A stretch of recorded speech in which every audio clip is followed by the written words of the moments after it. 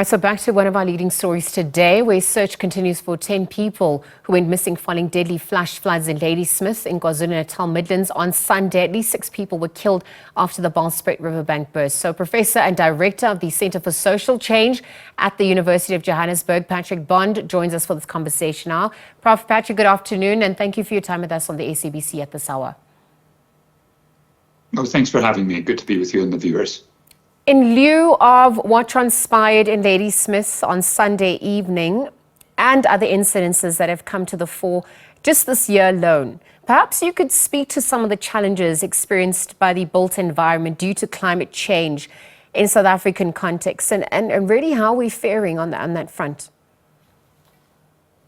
Well, this is a microcosm, isn't it, Ladysmith, of a couple of different problems. One is that we will see more rain due to the El Nino effect, which is amplified by the climate catastrophe. We can never say one particular incident is due to the climate change, but the general trend this year will be these flash floods in the central and coastal parts of South Africa, whereas the rest of the country will be much drier, and therefore the adaptation will require more water conservation and mitigation through irrigation, especially through rural small-scale agricultural support that is very weak. Now for Ladysmith, as you saw, just tragic scenes particularly hitting low-income people.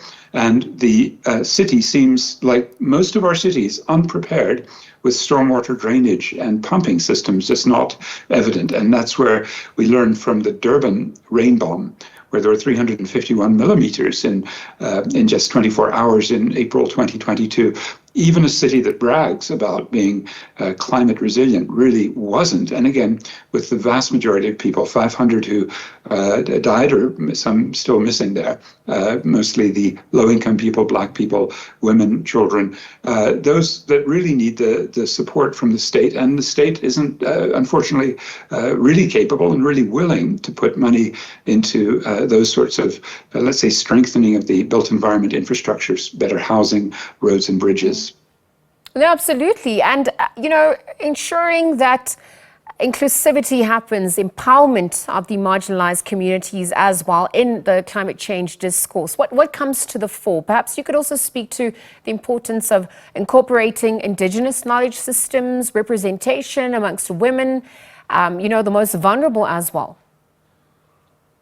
All true. And the climate justice movement has made these points for a couple of decades, and only now is there lip service being made towards taking advantage of knowledge of survival systems that have prevailed over centuries, including during dry periods. But now we're in such an adverse condition that I would look to the people most responsible, I would include myself, with high carbon footprints. And unfortunately, what we saw earlier this month at the Dubai COP28, the climate summit, the United Nations annual summit, which was unfortunately presided over by an oil man, Sultan Al Jaber. And even though he relied upon our own environment minister, Barbara Creasy, for running the loss and damage fund, I just don't see that being particularly impressive. The whole global stock take, the sort of assessment of where we are, Barbara Creasy was the co-chair of, and her assistant ran the loss and damage fund. And yet what came out of it was tokenistic. The rich countries, let's blame the United States, they put in $17.5 million US, but the damage really, hundreds of billions a year. And it's when we ask rich people and rich countries and big corporations, isn't it time for the polluters to pay? It's part of our National Environmental Management Act. It's part of our ethos that if you make a mess, you pay to clean it up. But somehow when it comes to the climate crisis and the 17 people perhaps dead in Ladysmith, if the missing are not found, we just don't have the systems yet where we can make the polluter pay. We need to work very hard to ensure that the high emitters, including South Africa, one of the highest emitters in the world, third highest per person per unit of output with a very inefficient economy, that we build in systems to make sure that we can adapt, that is, we have stormwater drainage and better infrastructure, and that we pay those victims. Well, what about other ways to adapt the built environment for climate change beyond the loss and damage fund, the pledges, it just being tokenistic as well, as you alluded to? Some of the other incentives, procurement regimes, I just wonder if we could also look at new technologies, better equipping people as well to manage that transition. What comes to the fore on that front? Well, obviously for new technologies, you're absolutely right to stress that we've seen intellectual property, not just the West, but also China on solar, on wind, on creative forms of energy storage present a barrier. So we need to get through and understand technologies as a global public good. But we do have here, we're lucky to have a pilot, the Just Energy Transition Project. We're unlucky because it was done by the outgoing Eskom leader, Andre de Ruyter, who didn't really care very much about consultation. And what he really wanted to do was to take a great deal of money from the West under slightly concessional conditions and put it into methane gas. And methane gas is another form of extremely high emissions. It's 80 times worse as a potent greenhouse gas over a 20-year period than even CO2. And so that's where I fear we've got a locked-in mentality by our politicians and the sort of big corporates that influence them in the minerals energy complex. And no matter that we are doing pilot projects like the Just Energy Transition Partnership, they're not coming out well.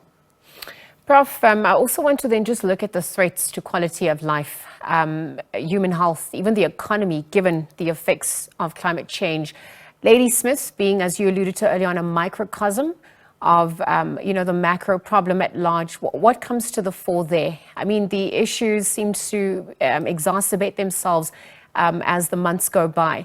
And really, as we look at planning and mitigating, we're really waiting from here.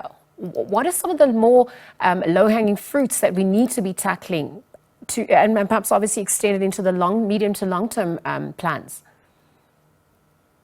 But it would be making Eskom less of a buyer, procurer of renewable energy and more active and effective in actually generating through its vast potential resources. One of the problems, of course, the transmission grid isn't really well established for the Northern Cape and the coastal areas where there's respectively lots of sun and wind. So that's one area. But if you're asking for a sort of low-hanging fruit or an immediate potential spur to mitigating, to stopping our high CO2 emissions, what most comes to mind is climate sanctions, the so-called carbon border adjustment mechanism.